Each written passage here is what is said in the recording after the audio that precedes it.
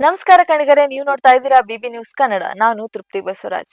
ರಾಜ್ಯದ ಜನರು ಕುತೂಹಲದಿಂದ ಕಾಯುತ್ತಿದ್ದ ಕರ್ನಾಟಕ ರಾಜ್ಯ ಬಜೆಟ್ 2026-27 ಮುಖ್ಯಮಂತ್ರಿ ಸಿದ್ದರಾಮಯ್ಯ ಇಂದು ವಿಧಾನಸೌಧದಲ್ಲಿ ಮಂಡಿಸಿದ್ದಾರೆ.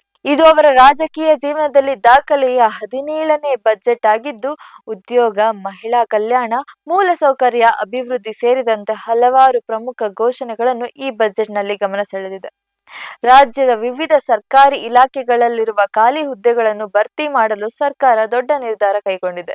ಈ ವರ್ಷ ಒಟ್ಟು 56,432 ಸರ್ಕಾರಿ ಹುದ್ದೆಗಳನ್ನು ಭರ್ತಿ ಮಾಡುವ ಪ್ರಕ್ರಿಯೆಗೆ ಚಾಲನೆ ನೀಡಲಾಗಿದೆ ಎಂದು ಮುಖ್ಯಮಂತ್ರಿ ಸಿದ್ದರಾಮಯ್ಯ ಘೋಷಿಸಿದ್ದಾರೆ. ಉದ್ಯೋಗ ನೇಮಕಾತಿ ಪ್ರಕ್ರಿಯೆಗಳಲ್ಲಿ ನ್ಯಾಯಾಲಯದ ಪ್ರಕರಣಗಳಿಂದ ಉಂಟಾದ ವಿಳಂಬವನ್ನು ಪರಿಗಣಿಸಿ ಅಭ್ಯರ್ಥಿಗಳಿಗೆ ಒಮ್ಮೆ ಮಾತ್ರ 5 ವರ್ಷಗಳ ವಯೋಮಿತಿ ಸಡಿಲಿಕೆ ನೀಡುವುದಾಗಿ ಕೂಡ ತಿಳಿಸಿದ್ದಾರೆ. ಈ ಘೋಷಣೆ ಸರ್ಕಾರಿ ಉದ್ಯೋಗಕ್ಕಾಗಿ ಕಾಯುತ್ತಿರುವ ಸಾವಿರಾರು ಯುವಕರಿಗೆ ದೊಡ್ಡ ನಿರೀಕ್ಷೆ ಮೂಡಿಸಿದೆ.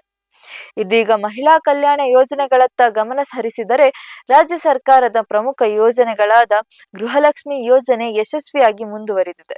ಈ ಯೋಜನೆಯಡಿ ಈಗಾಗಲೇ 1.24 ಕೋಟಿ ಮಹಿಳೆಯರಿಗೆ ಧನ ಸಹಾಯ ನೀಡಲಾಗಿದೆ. ಒಟ್ಟಾರೆ ಈ ಯೋಜನೆಗೆ ಇದುವರೆಗೂ 62,345 ಕೋಟಿ ರೂಪಾಯಿ ವೆಚ್ಚ ಮಾಡಲಾಗಿದೆ. 2026-27 ಸಾಲಿನಲ್ಲಿ ಈ ಯೋಜನೆ ಮುಂದುವರಿಸಲು ಸರ್ಕಾರ 28,608 ಕೋಟಿ ರೂಪಾಯಿ ಮೀಸಲಿಟ್ಟಿದೆ.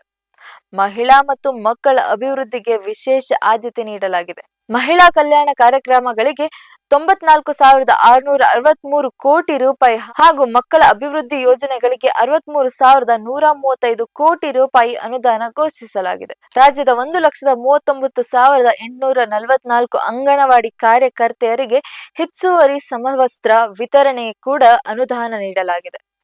ಜೊತೆಗೆ ಮಹಿಳಾ ಅತಿಥಿ ಉಪನ್ಯಾಸಕರಿಗೆ 99 ದಿನಗಳ ಮಾತೃತ್ವ ರಜೆ ನೀಡಲು ಮಹತ್ವದ ಘೋಷಣೆ ಕೂಡ ಈ ಬಜೆಟ್ನಲ್ಲಿ ಸೇರಿದೆ. ಆರೋಗ್ಯ ಕ್ಷೇತ್ರದಲ್ಲೂ ಪ್ರಮುಖ ನಿರ್ಧಾರ ಕೈಗೊಳ್ಳಲಾಗಿದೆ. ಬೆಂಗಳೂರಿನ ಪ್ರಸಿದ್ಧ ವಿಕ್ಟೋರಿಯಾ ಆಸ್ಪತ್ರೆಗೆ ಶಾಂತವರಿ ಗೋಪಾಲಗೌಡ ಆಸ್ಪತ್ರೆ ಎಂದು ಮರುನಾಮಕರಣ ಮಾಡುವುದಾಗಿ ಘೋಷಿಸಲಾಗಿದೆ. ಹೈನುಗಾರಿಕೆ ಮತ್ತು ಪಶು ಸಂಗೋಪಾಲನಾ ಕ್ಷೇತ್ರಕ್ಕೂ ಈ ಬಜೆಟ್ನಲ್ಲಿ ಹೆಚ್ಚಿನ ಉತ್ತೇಜನ ನೀಡಲಾಗಿದೆ.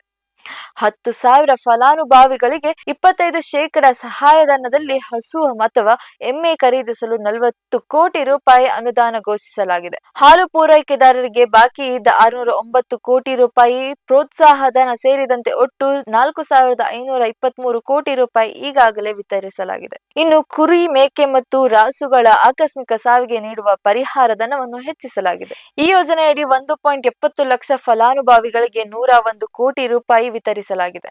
ಜೊತೆಗೆ ಪಶು ಆರೋಗ್ಯ ಸೇವೆ ಬಲಪಡಿಸಲು 100 ಪಶು ವೈದ್ಯ ಕಟ್ಟಡಗಳು ನಿರ್ಮಾಣ ಹಾಗೂ 1000 ಗ್ರಾಮಗಳಲ್ಲಿ ಜಾನುವಾರು ಸಂತಾನೋತ್ಪತ್ತಿ ಸಮಸ್ಯೆ ನಿವಾರಣೆಗೆ ಫಲಾಧಾರಿ ಶಿಬಿರಗಳು ಆಯೋಜಿಸಲಾಗಿದೆ. ಮುಖ್ಯಮಂತ್ರಿ ಮೂಲಸೌಕರ್ಯ ಅಭಿವೃದ್ಧಿ ಕಾರ್ಯಕ್ರಮದಡಿ 8,600 ಕೋಟಿ ರೂಪಾಯಿ ಅನುದಾನ ಘೋಷಿಸಿದ್ದಾರೆ.